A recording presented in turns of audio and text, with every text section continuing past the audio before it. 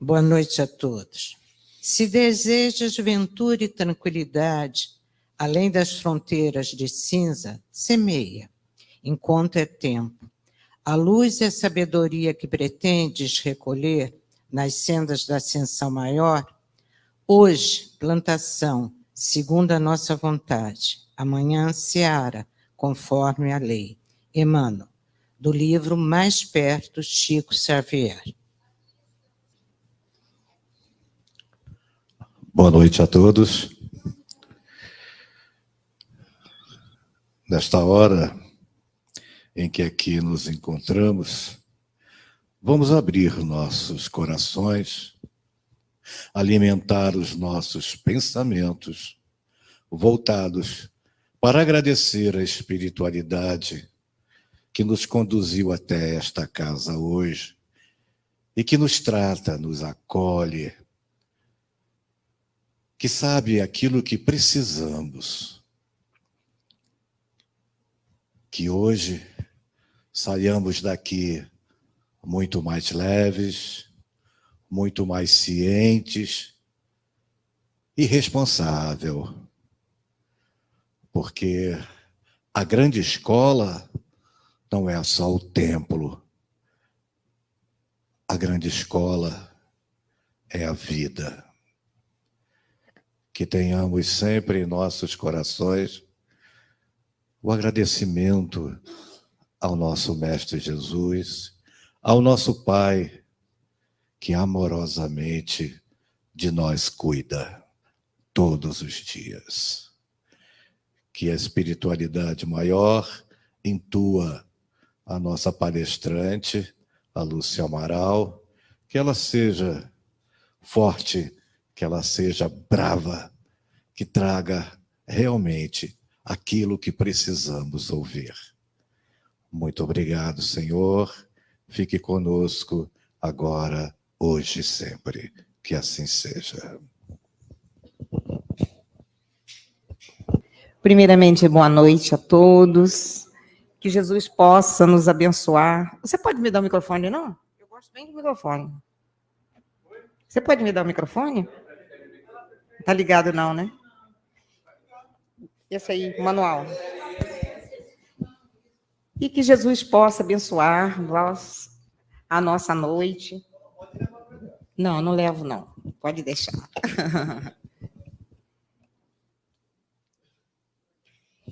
Que a nossa noite possa ser bem proveitosa, que possamos nos sentir abraçados, nós encarnados e desencarnados.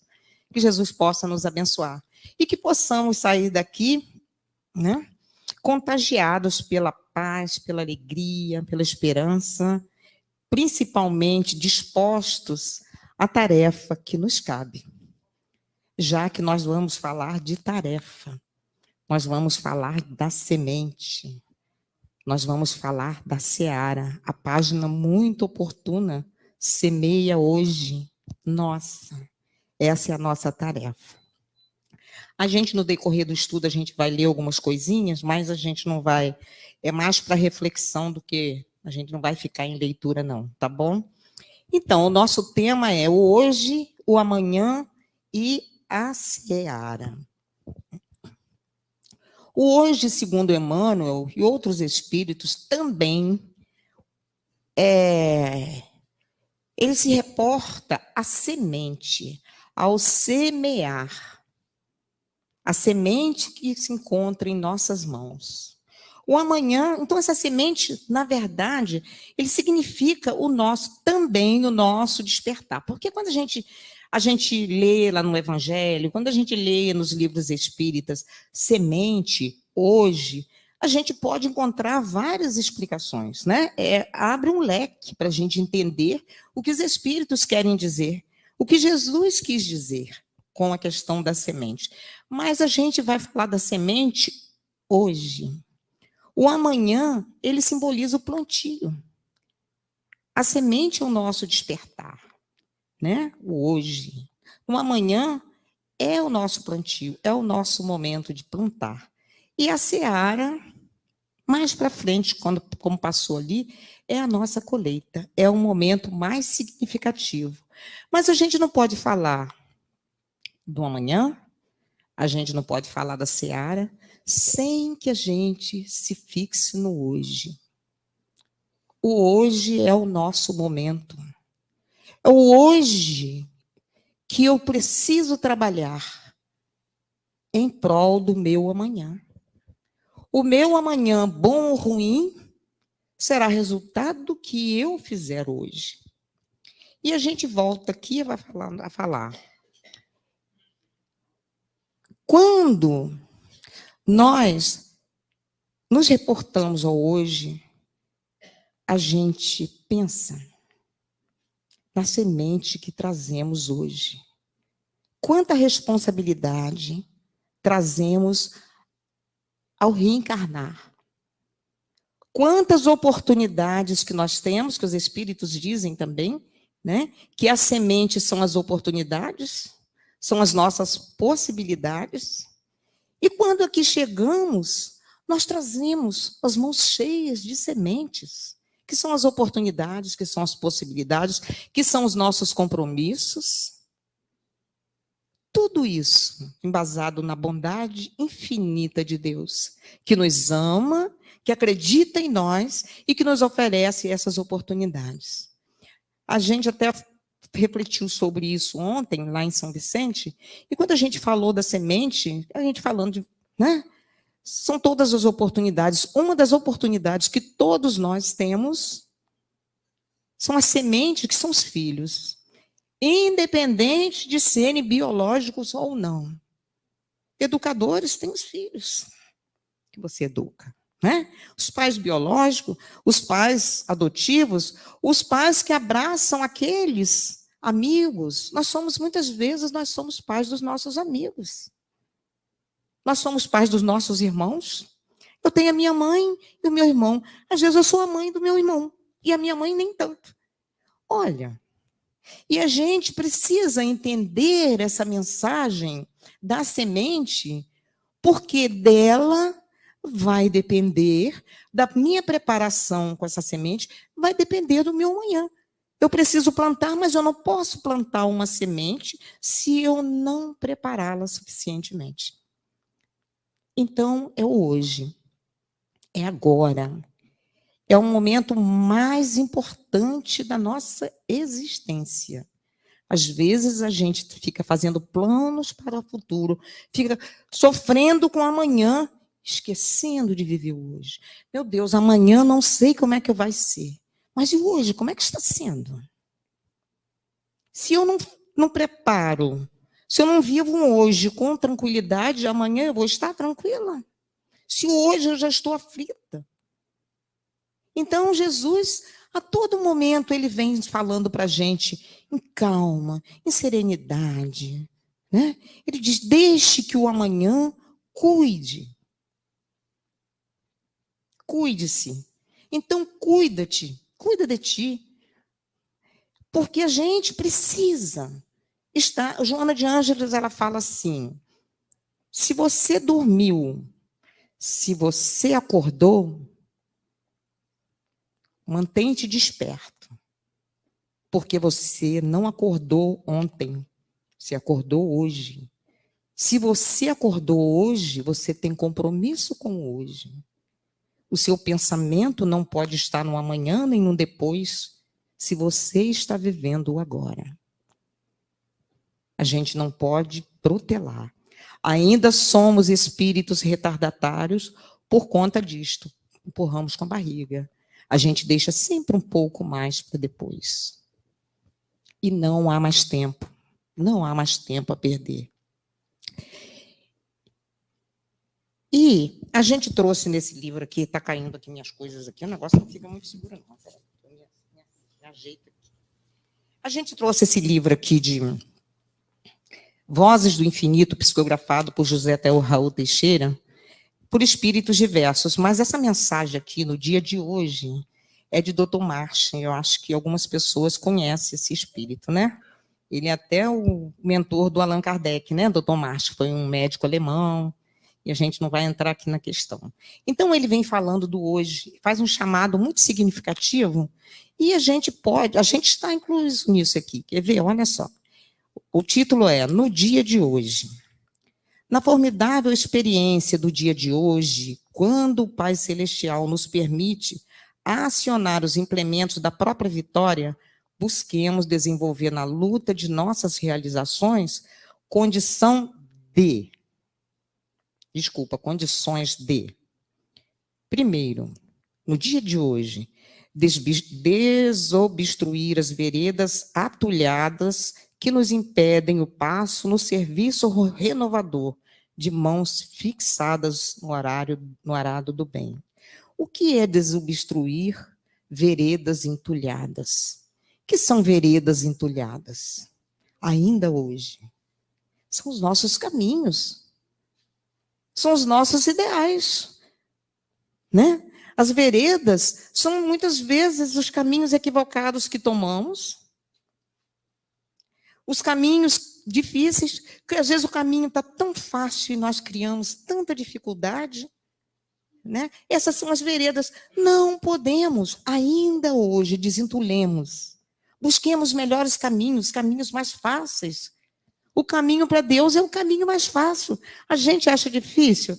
A gente acha porque a gente ainda tem dificuldade de caminhar no bem. O caminho de Deus nos coloca no trilho e a gente tem dificuldade de andar no trilho. A gente fica naquela corda bamba. Mas é esse o caminho seguro. Nós somos cristãos, estamos aqui. Se estamos aqui é porque já temos consciência de que precisamos buscar os melhores caminhos. No dia de hoje, continua ele, desfazer equívocos, plasmando um ambiente favorável à manifestação da verdade e do amor fraternal. Desfazer equívocos. Às vezes a gente é resistente a desfazer os equívocos. A gente não quer dar o braço a torcer. A gente não quer ver se o outro tem razão. Às vezes a gente até percebe que tem, mas deixa assim, deixa quieto, né? A gente usa termos abertos, deixa quieto. Mas ainda hoje a gente não pode perder a oportunidade.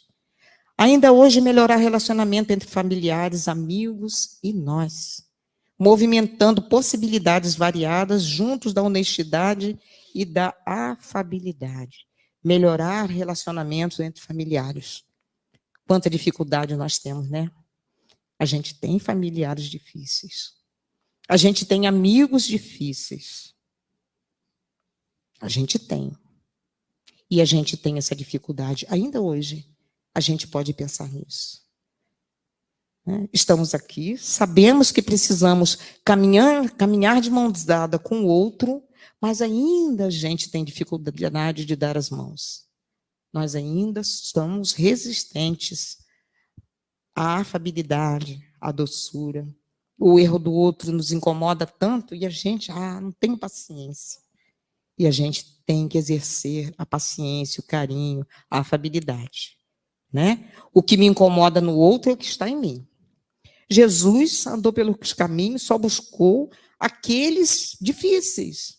Até mesmo o seu apostolado dos 12 eram homens, né, difíceis, que a gente conhece a história de cada um, né? Eu sempre falo isso, um mentiu, o outro traiu, o outro negou, todos eles o abandonaram, com exceção de João, mas ele escolheu. E imperturbável.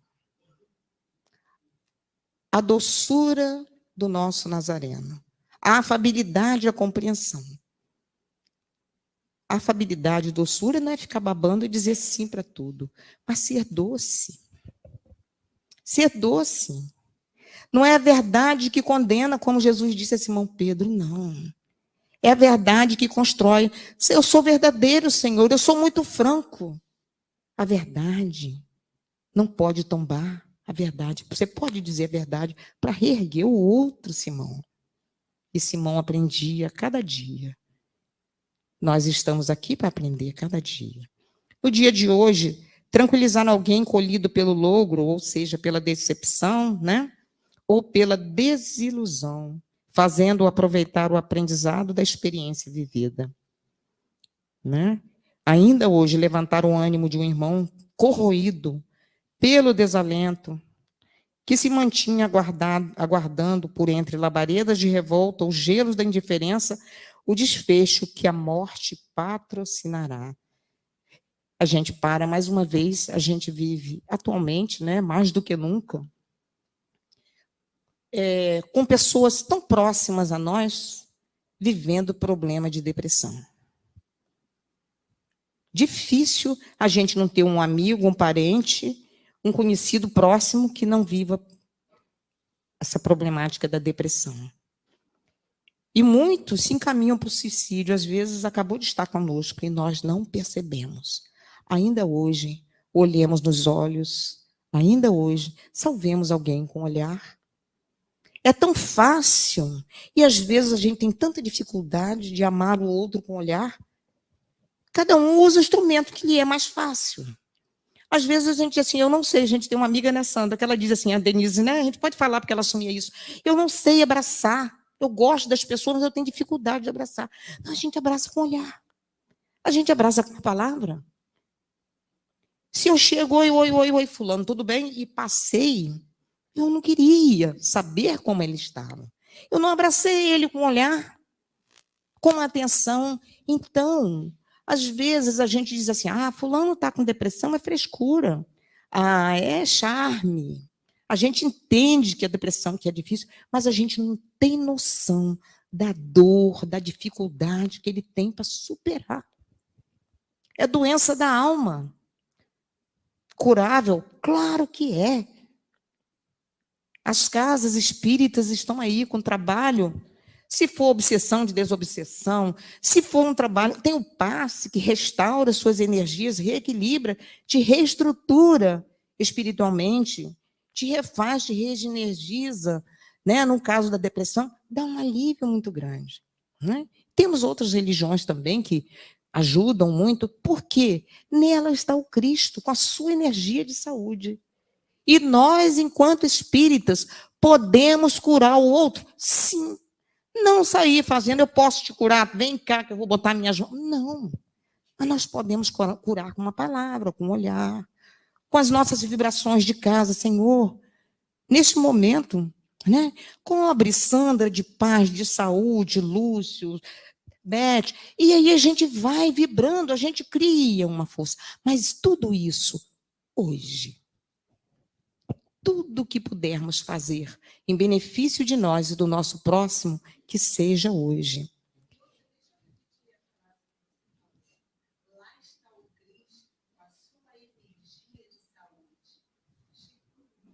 Então guarda aí para mim, porque já foi. Sai assim, né?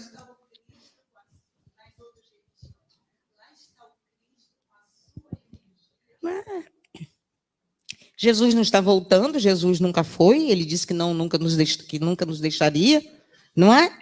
Então ele está aí, ele não veio só, ele veio para os doentes, então ele não veio para fulano de religião A, B ou C, não é, Lúcio? Então ele veio para todos, principalmente para os doentes. Aí a gente acha que doença é só do corpo? Não, a gente sabe que existe doença da alma.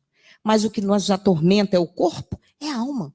O que dói mais é o corpo? É a alma. É a alma. Então, ainda hoje, que não percamos a oportunidade, ainda hoje, abençoar a criança, portas adentro do lar, ou levando-lhe os subsídios necessários à manutenção da existência condigna, onde ele estiver. Quantas crianças nas ruas? A gente chega nos mercados, a gente vê crianças e crianças. A gente pode me dar um biscoito, a gente vai lá dar o biscoito.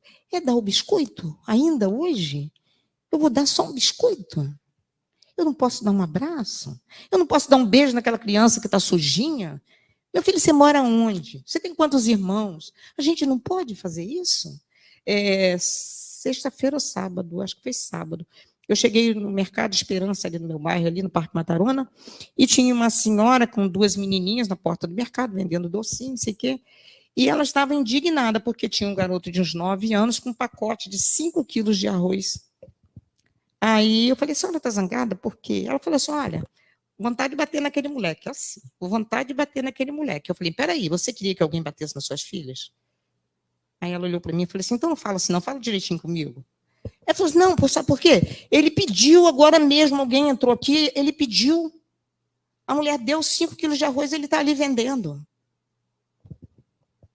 Eu falei, a senhora sabe por que ele está vendendo? A senhora perguntou a ele por que ele está vendendo? Ele falou assim, minha senhora, eu estou aqui porque eu estou necessitada. E, no entanto, não estou fazendo o que ele está. Eu falei assim, mas quem garante se a minha filha, se a minha neta ou se a sua filha vai fazer? A gente não pode julgar, minha querida. Aí depois deixei para lá, não falei, eu estou enchendo a paciência dela, mas já deu o recado. Aí dei a volta, fui lá conversar com o menino. Aí chorou, ele falou, tia, a moça me deu uma bronca que disse que eu estou vendendo o que eu ganhei. Mas, tia, eu estou vendendo o que eu ganhei porque eu não tenho que chegar em casa com arroz, eu tenho que chegar com a carne. Então, eu estou vendendo arroz para comprar carne, porque senão minha mãe vai me bater. Aí, vai julgar. Ele estava dando o jeito dele. Né? Aí o resto a gente não precisa contar. Mas a gente precisa atentar para isto. Por quantas crianças eu passo pelas ruas fazendo bobagem e a gente é indiferente? Olha, aí a gente reclama do governante, a gente reclama não sei de quem, a gente reclama e a gente não faz nada. Ah, o mundo está péssimo. O mundo está, porque eu estou aqui que não estou me situando muito bem no mundo que eu estou reclamando, não. Eu não estou satisfeita, mas eu não estou fazendo aquilo que eu deveria fazer. Ai, Lúcia, parece que você é tão radical. Eu sou mesmo, comigo também eu sou. Porque a gente se cobra 100% para fazer 10%. Se a gente não se cobrar 100%, a gente não faz nem 5%. Né? Então, porque a gente tem dificuldade, são dificuldades que trazemos, com certeza. Não estamos aqui pregando aqui para ninguém ser santo, ser perfeito, sair socorrendo. Não é isso. Mas o nosso olhar, meu filho, estou com tanta pressa, mas eu quero saber onde você mora. A tal da pressa da gente dizer, olha, depois eu falo com você, agora eu não tenho tempo. Meu Deus, como que o cristão não tem tempo? Arranja um tempinho. Nós, cristãos, ainda hoje, não podemos dizer, agora eu não tenho tempo, depois eu falo com você. A não ser que seja uma coisa banal, olha, esse assunto é longo, a gente pode conversar outra hora, mas a gente, naquele momento, a gente não pode virar as costas. Não foi isso que o Cristo fez. Repensemos ainda hoje. Cuidar de uma planta ou atender um animal que careça de atenção em nome do carinho e do respeito à natureza. Também nos cabe, né? Do mesmo jeito, é um ser vivo, é um irmãozinho que está a caminho da evolução, né? O animal, a planta, é o nosso maior presente, que é o equilíbrio da nossa natureza, que sem ela não vivemos, né? Nenhum ser vivo, enfim, criado pelo Pai para nos dar saúde, nos beneficiar, e a gente ainda destrói muita coisa, né? E, finalmente, ainda hoje, não permitamos que se passem os minutos no mundo sem que tenhamos testemunhado fidelidade ao tempo fortuna. O que é o tempo fortuna? Né? A riqueza. O tempo é uma riqueza que temos. Não realizaremos nada sem o tempo. E a gente ainda reclama do tempo. Ah, não dá tempo. O tempo passa muito rápido. O tempo não passa. O tempo é o tempo. Eu que às vezes não aproveito o tempo. Se eu aproveitar o tempo, ele vai passar na medida certa para as minhas necessidades. Hoje. Amanhã é outro dia. Amanhã o tempo continua, mas não amanhã, é hoje. A chamada, a gente pode sair daqui e nem descer essa escada. Não tem problema. A gente já sobe, já está no alto, já sobe mais rápido. Pronto. Não é? Mas a gente pode nem descer. Vou fazer planos para amanhã? Faço agora aqui. Me comungo aqui com o Senhor. Aqui, agora. Porque se eu chegar ali naquela escada, eu desencarnar ali, poxa, eu já estou em comunhão com Ele. Não é que eu tenha que sair por aí orando, não é. Mas o meu sentimento, se eu exercitar esse sentimento de ligação com Deus, eu não serei pego de surpresa. Enfim, é o que vem nos dizer este livro a respeito do tempo. Emmanuel diz assim: a seara é grande porque a lavoura é divina. A seara é grande, tem trabalhos para todos. Viemos trabalhar. Dobremos as nossas mangas e vamos trabalhar. Ah, eu estou doente. Trabalha doente mesmo. A gente não pode trabalhar se tiver um problema mental. A mente, eu não enxergo. Trabalha sem enxergar. Eu não posso trabalhar se eu não tiver meu raciocínio, meu juízo perfeito. Aí eu não posso. Eu vou fazer loucuras. Mas eu sempre posso trabalhar. Com a minha palavra, hoje o meio de comunicação é intenso, facilita, né? Facilita o nosso trabalho de divulgação do bem, as nossas palavras. Nós aprendemos tanto, estudamos tanto, temos tanto para dar. E às vezes a gente já fica assim: eu não sei nada ainda. Como não sabe nada? Nós sabemos é muito. Só em estarmos aqui é porque já entendemos muita coisa. Será que o que entendemos até agora não dá para compartilhar com outro? Claro que dá. A gente está aqui, né, Beth, no grupo de estudo de iniciante, que por sinal, eu parabenizo ao grupo de estudo de iniciante, que toda segunda-feira eu vejo essa turma aqui, né? É muito bom, é muito bom. E a gente conversa e todo mundo fala. Todo mundo tem uma mensagem hoje. Então, a gente fez um estudo, uma dinâmica de estudo, dividiu em 2 grupos. Cada grupo depois veio apresentar, né, em torno daquele conteúdo. Todo mundo falou. Todo mundo teve alguma coisa para falar, porque todo mundo tem. Quando eu chego aqui na casa pela primeira vez, eu já tomei consciência de muita coisa. Por que estou aqui? Né? Alguma coisa me tocou. Né? Sem contar com o que a gente constrói no decorrer da vida, que a gente aprende, né? Nós temos princípios morais, religiosos, independente de religiosidade, nós trazemos e nós podemos. Então ele diz que a lavoura é divina, na qual todos semeiam e colhem o que plantam. Já diz o ditado. Cada um colhe aquilo que planta. O nosso olhar de construção no amanhã deve estar no hoje. Não adianta. Eu não posso ter olhar no amanhã. Às vezes a gente vê pais programando o futuro do filho ou da filha, com quem minha filha vai casar, qual a profissão que vai ter meu filho, isso e aquilo. Deixa o amanhã cuidar de si, cuida de ti. Deixa o amanhã cuidar de si, diz o Evangelho. E eu completo, cuida de ti. Jesus manda que a gente ame a nós mesmos, precisamos cuidar. As minhas sementes estão aqui nas minhas mãos. O que estou fazendo com essas sementes? Preparando-as para o plantio? Ou estão deixando elas ficarem ressecadas nas minhas mãos? Jesus espera. Jesus espera por nós. A semente está em nossas mãos. O que temos semeado até então? Talvez nem tão boas sementes, né? Mas, e isso, de uma certa forma, nos inquieta, porque a gente sabe do nosso compromisso de semear. Mas natural essa inquietação. Natural que ainda não consigamos administrar muito bem essa semente, mas já estamos no caminho. Creio que cada um já está aqui trabalhando a sua semente, quando aqui chega. Quando alcança a mensagem do Cristo, já segurou a sua semente e já começou. Ainda não chegamos ainda à colheita, mas vamos colher daqui a pouco, né? Que é o nosso futuro. Então, natural, porque nós somos. As preocupações fazem parte da nossa vida. A gente não vai viver uma preocupação excessiva, porque senão a gente vai ficar doente. Não é esse o propósito. Tudo tem que ter um certo equilíbrio, né? Eu devo estar atento, me cobrando, mas não é uma cobrança excessiva. Não é cobrança excessiva. Né?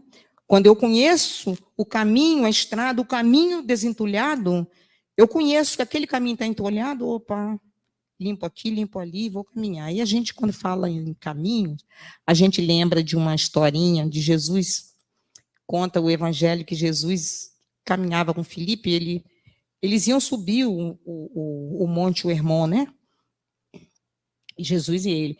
E ele passa naquele caminho estreitinho, mas no início ele olha aquelas encostas, cordilheiras, a luz do sol, aquele verde, iluminando aquela coisa linda. Felipe, para, olha para lá, olha para cá.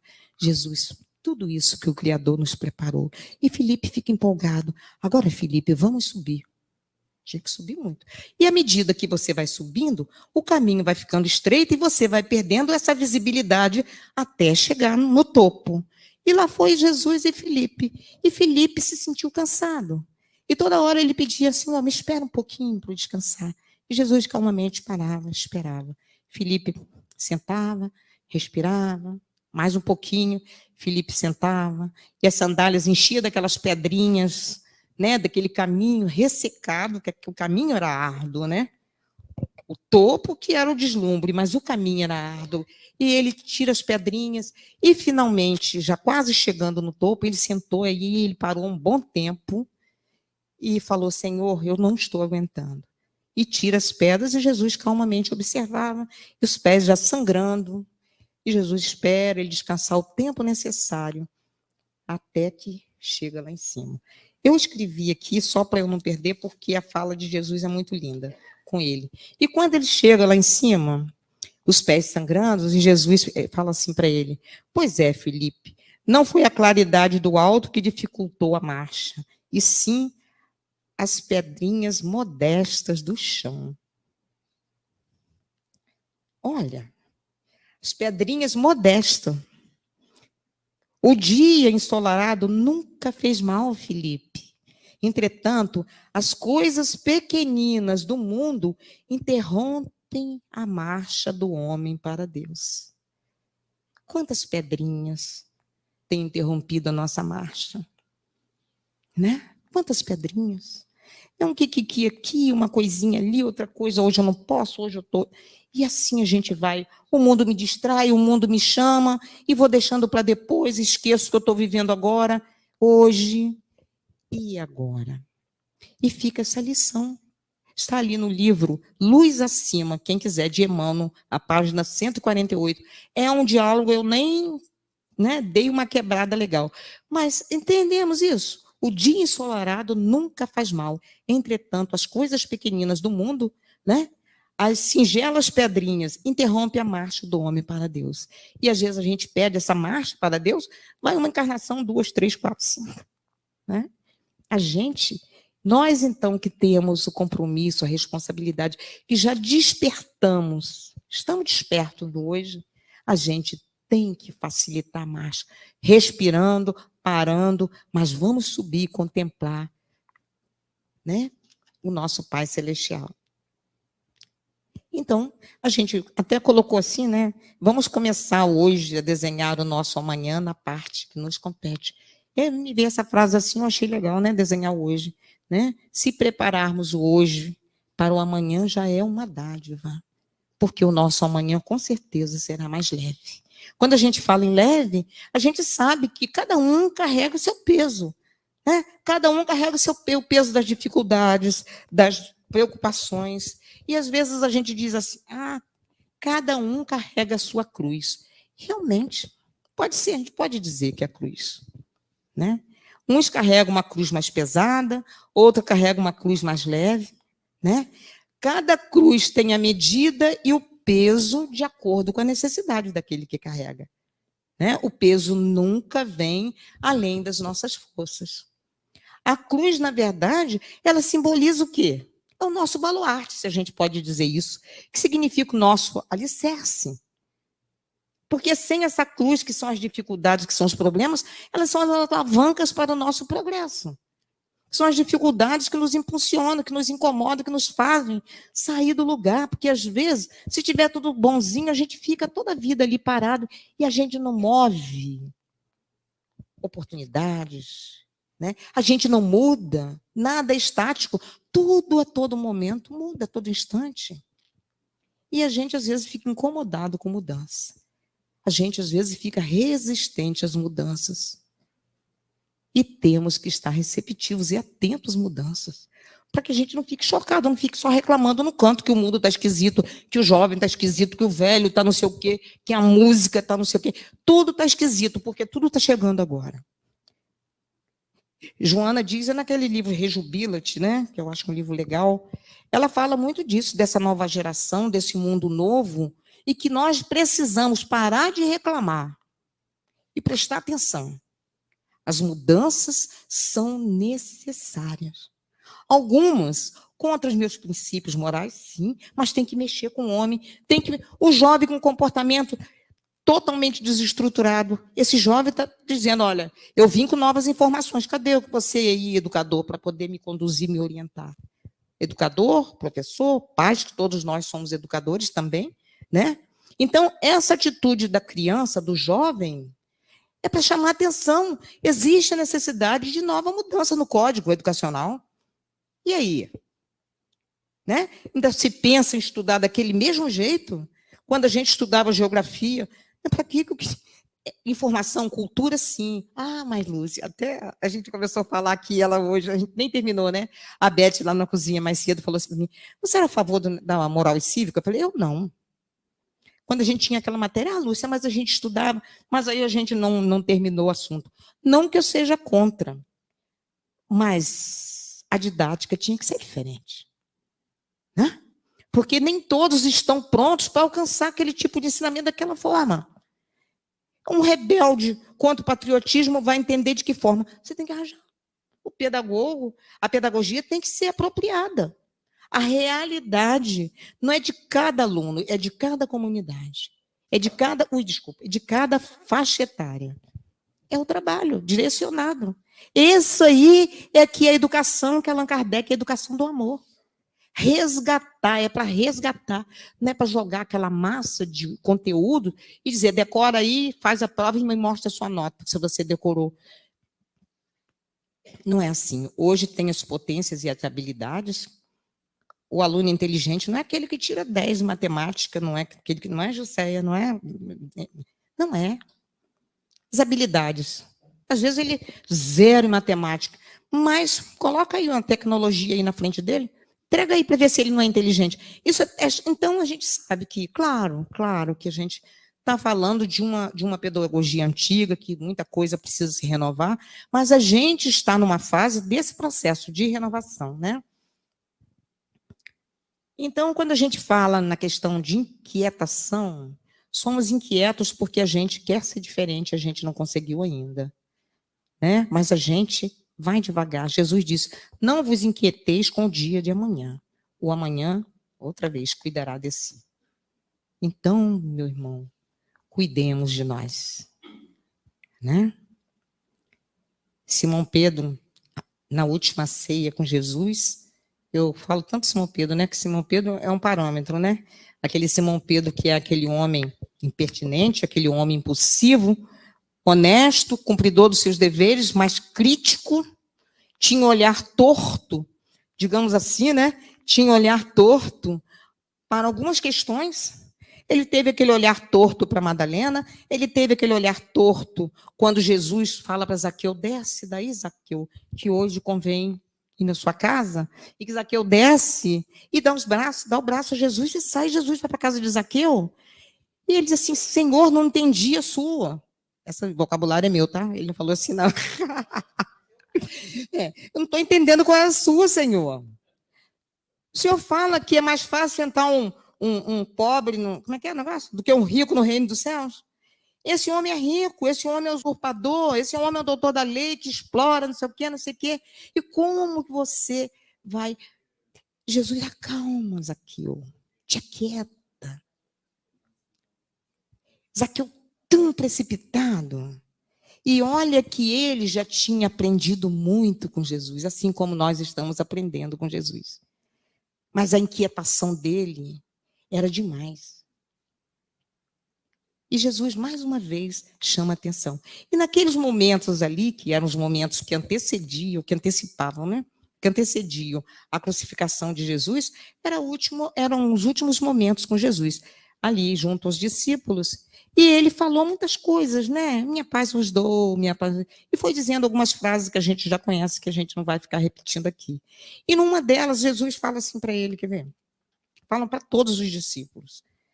Vou para um lugar que não podereis me acompanhar por hora. Os discípulos ouviram aquilo, não entenderam, ficaram quietos. Mas Simão Pedro, não. Que isso, Senhor? Não estou entendendo qual é a sua. Desculpa, gente. Não estou te entendendo, Senhor. Como assim? Ele se sentiu ferido. Ele amava Jesus, ele seguia Jesus. Ele já tinha renunciado a tanta coisa por amor a Jesus, mas a inquietação dele, assim como nós muitas vezes somos inquietos, a inquietação dele o fazia precipitado. Senhor, como assim? Eu sou teu servo, eu te sigo. Me julgas, traidor? Por acaso não posso ir aonde o Senhor vai? Olha, se ele soubesse, né? E Jesus, por acaso o Senhor me julga um traidor? E Jesus olha para ele docemente e diz, Simão, eu não te julgo assim, Simão. Olha, da primeira vez que eu li, eu chorei, porque eu fiquei imaginando Jesus com pena da ignorância dele. Simão, eu não te julgo assim, Simão. Equívoco também, né? Quantas vezes nos magoamos, nos fragilizamos, porque o outro falou uma coisinha e a gente já doeu aqui, a gente já acha que o outro fez, né? Eu não te julgo assim, Simão. Mas, Senhor, mas eu quero e o Senhor não quer deixar. Jesus, atente para isso, Simão. Ainda hoje. Ah, não, ele fala antes assim, a tua inquietação te faz credor de novas lições. Olha, a tua inquietação. Simão ficou pensativo. Como assim novas lições? Ele ainda não havia aprendido a lição da calma, né? Do bom senso, faltava essa. E ele, como, Senhor? Atente para o que eu vou te falar, Simão. Hoje, antes que o galo cante, me negarás 3 vezes. Ele ficou estarrecido. Meu Deus. Aí caiu a ficha, porque ele sabia que Jesus, ele conhecia Jesus. E a sua nova lição foi a traição. Chorou amargamente, aprendeu a lição e foi entregue a ele por Jesus para arrebanhar ser o pastor das ovelhas. E esse novo Pedro, que sejamos também em nossa existência, né? Acomodando, acalmando as nossas inquietações. Somos precipitados, somos inquietos, somos arrogantes, somos. Mas vamos trabalhando isso lentamente, tranquilamente em nós, que um dia chegaremos lá, né? Sem angústia, sem sofrência, porque Deus nos conhece. Se até hoje Ele deixou que chegássemos aqui, Ele vai deixar que cheguemos ali. Ele nos espera lá. Então, o hoje bom será o meu amanhã melhor numa seara produtiva, né? A calma de Simão precisa ser transferida para nós, esse exemplo de calma, né? E a gente vai estudando aí, né? E Jesus, aí quando a gente vai falar um pouquinho aqui da seara, a gente lembra que Jesus diz assim, está lá no Evangelho de Mateus 9, 37. A seara é grande e poucos são os ceareiros. Essa metáfora que Jesus usou para descrever a necessidade de mais trabalhadores na seara. A seara é grande, ceifeiros são poucos. Não queremos muita coisa com trabalho, né? Nós queremos... mas somos nós, né? Nós. Tem uns trabalhando mais, tem uns trabalhando por 5, né, Beth? Tem gente aí trabalhando por 5. E tem gente trabalhando por nada. Mas é assim, mas também precisa estar pronto para entrar na seara. Né? Cada um vai trabalhar a sua semente, que é o despertar. Né? Cada um. cada um vai fazer o seu plantio. A colheita é inevitável. Agora, cada um vai colher o que plantar. Se eu vou trabalhar, maravilha. Se eu não vou trabalhar, o que eu vou colher? Se eu nada plantar, eu nada colho. Então, o interesse é meu. A doutrina espírita é uma doutrina libertadora, que nos ensina a conquistar o pão do céu. Perdemos a oportunidade, a gente tem a oportunidade de recomeço, só que vai demorar um pouquinho. Né? E de que maneira nós podemos espalhar essa mensagem de Jesus, que quando ele fala da seara, a necessidade de mais pessoas na seara, ele também estava, na época, ele estava se reportando a levar a mensagem. Porque às vezes a gente acha que trabalhar é só também estar aqui na casa. Eu também trabalho lá fora, eu trabalho no meu trabalho. Eu levo a mensagem. Porque o propósito do Cristo, o propósito de Deus é um mundo melhor. Eu sou o porta-voz. Eu tenho que levar a mensagem. Fazendo palestra? Não necessariamente. Eu tenho que levar a mensagem quando eu estou lá na fila do banco com a minha paciência, quando eu estou no trânsito, quando eu encontro uma criança na calçada, quando eu vejo um doente que eu posso ajudar, alguém com frio, e eu no meu cobertorzinho. Isso é a mensagem do Cristo. Quando eu tenho atitude de fraternidade, aquele que não é fraterno, ele se comove. Estou levando a mensagem ou não estou? Estou levando a mensagem. Eu não posso, eu não tenho horário, mas eu posso trabalhar no horário que eu quiser. O importante é eu querer estar na seara. É só isso. A doutrina, ela não impõe, porque Deus não impõe nada a ninguém. A doutrina nos orienta. É só isso. Sabemos que no mundo de felicidade nos aguarda. Queremos ser anjos, os anjos também trabalham. Né? Não existe um mundo onde os anjinhos vão ficar todos tocando arpinha lá no trono de Deus, sem fazer nada. Anjo trabalha. Ia ser um tédio, né? Os anjos trabalham, então nós estamos aí para o trabalho. E quando a gente fala em trabalho, a gente foi lá no capítulo 20, no item 5 do Evangelho segundo o Espiritismo. Quer falar?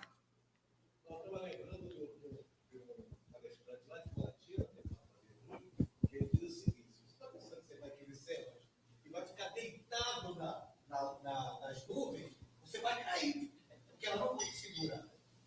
Você tem que fazer por onde você tem que buscar.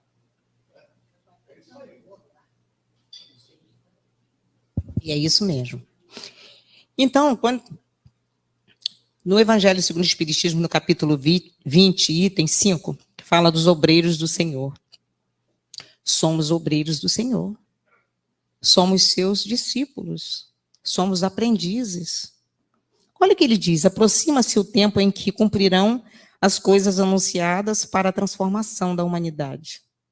Ditosos serão os que houverem trabalhado no campo do Senhor com desinteresse, e sem outro móvel senão a caridade.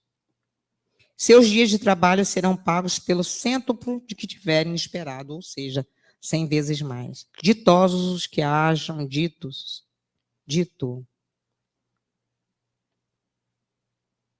a seus irmãos: trabalhemos juntos e unamos esforços, a fim de que o Senhor, ao chegar, encontre a obra acabada. Olha o chamado aí. Trabalhamos juntos e unamos esforços. A união. Às vezes a gente acha que a tarefa é nossa. Em qualquer setor da vida. A gente não está falando de casa espírita, de casa religiosa, não. Também a gente fala. Mas em qualquer setor da vida a gente acha que a tarefa é nossa. No trabalho, né, na profissão, às vezes é todo trabalho de equipe. Se houver um sucesso, o sucesso é da equipe, o fracasso será da equipe também. E às vezes a gente acha, mas no tempo religioso eu acho que a gente fica mais vaidoso, né, mais melindrado. Ah, não, eu botei isso aqui, eu pensei, eu quero isso aqui, veio fulano, já tirou. Assim eu não coordeno. Como não coordeno?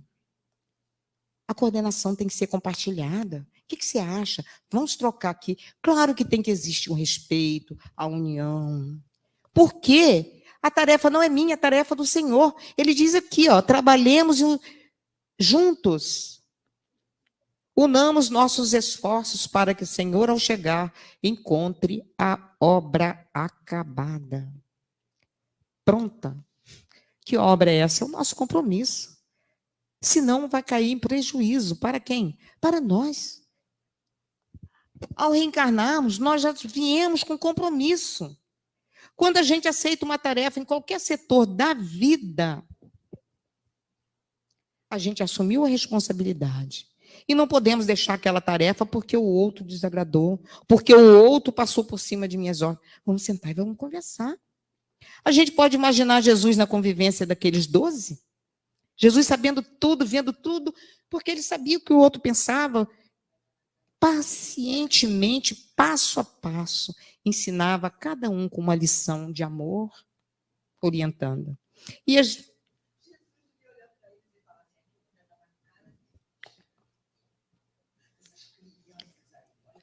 Mas Jesus já veio sabendo que eles eram crianças, né? Então, eles já apanhavam tanto com a ignorância deles, né? Que a nossa ignorância nos sova. A gente sofre a consequência de quê? Dos nossos atos. Né? Eu adquiro doença, se não está na minha programação existencial, eu adquiro doença pelos meus hábitos, pelos meus vícios. Quem tem que sofrer? Quem? Eu. Sinto muito. Ninguém pode sofrer por mim. Pode ficar até do meu lado, mas sofrer não. E a gente até alerta isso. Né? Joana fala isso naquele livro Plenitude. Quando o outro estiver sofrendo, não fique do lado dele para sofrer com o outro. Isso não é amor. Não é. Quando eu chego perto de fulano, eu fico acabado de tristeza. Então sai de perto de fulano, que você está fazendo mal, vai matar fulano. Não é? Não é isso. Então nós trazemos a mensagem, a energia do Cristo, e vou chegar perto do outro para acabar com um cadinho de energia que o outro tem, vitalidade. Mas não é. Então, claro que mas eu sou tão sensível, por isso que eu sofro com a dor do outro. Não é para sofrer com a dor do outro. É para entender que o outro está no momento dele e que eu posso estar do lado dele para ajudar. Mas com um pouco de alegria que eu puder levar ele, que ele puder responder, eu tenho que estar levando. De ânimo, de coragem. Porque é difícil a gente passar pelas provas sozinhos. E nós não podemos permitir em ver um irmão passando pelas provas e a gente ser indiferente. E continua lá, trabalhemos juntos e unamos os nossos esforços a fim de que o Senhor, ao chegar, encontre a obra acabada. Porquanto o Senhor lhes dirá, vinde a mim, vós que sois bons servidores. Vós que soubeste, olha só, que soubeste impor silêncio as vossas rivalidades, as vossas discórdias, a fim de que daí não viesse dano para a obra. A gente se desentende do com o outro porque a gente quer impor o ponto de vista da gente. Não, porque eu acho que isso tem que ser assim. Não foi assim que Jesus ensinou. Não foi. Jesus podia fazer tudo sozinho. Ele só reuniu os 12 para dizer que nós tínhamos que aprender a conviver com as diferenças, a conviver com a dificuldade do outro, porque nós também somos difíceis. Estamos juntos para aprender. Não, porque lá no meu trabalho, lá na outra escola onde eu trabalhei, não era assim, ou lá na outra instituição onde eu estava, não era assim. Precisa ser. Não precisa, não. Eu estou em outra escola, eu estou em outra instituição, eu estou com outro grupo. Aquele grupo, eu não estou ali por acaso. Se eu tiver por acaso, eu pego minha bolsinha e vou procurar o grupo certo. Eu não estou por outro caso. Então, eu tenho o dever, a caridade, a bondade, a afabilidade de me adequar àquele grupo. Com sinceridade, com conversa. Esse grupo, gente, pode ser uma instituição religiosa, pode ser um grupo familiar. A gente coloca onde a gente achar que haja necessidade. Isso é no geral.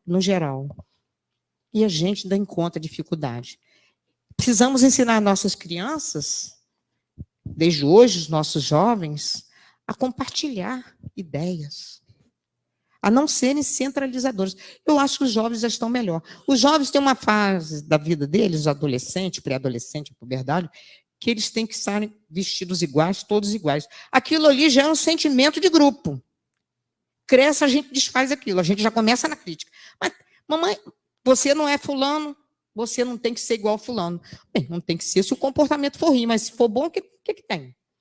A gente tem um amigo que a gente admira, que a gente faz coisa que o amigo faz porque a gente acha legal, e às vezes a gente não percebe. A minha filha tem um afilhado, Miguel, ele tem 4 anos. E ele é uma criança que, como tantas outras crianças, né? A gente não pode dizer. Mas é o exemplo que a gente tem. Então, a mãe dele, outro dia, estava lá em casa, a Lívia, aí falou assim, tia Lúcia, eu tô precisando tanto de um fogão, meu fogão tá com não sei o quê, porque ela chegou lá em casa, viu o fogão, achou legal. Meu fogão, aí ele rapidinho, mãe, me dá licença. O seu fogão não, mamãe. O nosso fogão. O fogão é da família. Olha só. Aí ela... O fogão é da família, mãe. O fogão não é seu. Aí a gente, né, a Júlia, né, deu uma catucada e falou assim, por que o fogão é da família? Quem usa o fogão é sua mãe. Mas o fogão faz comida só para minha mãe, Dinda? O fogão é da família. Olha, isso é bom. Isso é escola, com certeza. Né? Porque com ela não foi que ela pegou ela de surpresa, meu. E aí, a gente tem que estar nessa vibe de educar dessa forma. Porque as crianças hoje, elas estão prontas, elas estão receptivas, não estão? Você que é mãe que tem filho, não estão? Elas estão pedindo mudança. Elas pedem mudança. Chega daquele radicalismo, eu mando, eu dito. Ninguém dita nada. Isso não funciona. Desde que o mundo é mundo, que as moças que eram proibidas de namorar fugiam de casa. Poucos casavam. Não adianta. Temiam. O medo não educa. Não é assim. A doutrina espírita é libertadora por isso. Né? Elas não nos traz medo, e sim nos informa de que somos capazes, que somos coautores de nossas histórias. E que nós vamos ter, nós que estamos construindo a nossa história, que o nosso amanhã será de luz, se já começar a acender a luzinha hoje. E finalizando aí, né? Hoje estamos revendo o nosso passado, ressignificando o nosso presente e trabalhando discernimento, né? Para o nosso futuro. É necessário o nosso plantio, a nossa preparação da semente, o nosso plantio e a nossa colheita será farta. Com certeza. Mas eu sou tão imperfeito, como que eu vou ter? Mas de prazer, dentro das minhas possibilidades. Eu saí do mundo espiritual rastejando, se eu chegar lá engatinhando, já conquistei alguma coisa. Já é felicidade. Eu não posso querer ser santo no mundo que não existe santidade, muito menos eu. Eu posso querer sair daqui melhor, viver melhor, estar melhor no meu hoje. E, finalmente, Emmanuel, do livro Segue-me, página 105, ele diz assim, todo dia é dia de semear. Todo dia é tempo de colher.